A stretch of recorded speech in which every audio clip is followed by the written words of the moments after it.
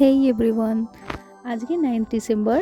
আজকে হলো আমাদের মিয়ামোরের বার্থডে।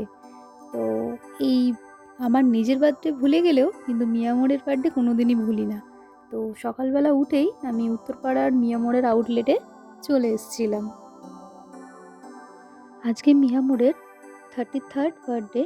তো আজকে এখান থেকে যা নেওয়া হবে সব কিছুই 33 টাকা করেই পড়বে। ডেজার্ট সেকশন থেকে আমি চকোফার্স কেক পেস্ট্রি আর চকলেট মুস নিয়েছিলাম। আর স্যাভরি আইটেম যেখানে ননভেজ, ওখান থেকে আমি চিকেন 65 নিয়েছিলাম, যেটা আমার খুব ফেভারিট। এরপরে এখান থেকে বিল করে ওখান থেকে রওনা দিলাম বাড়ির দিকে।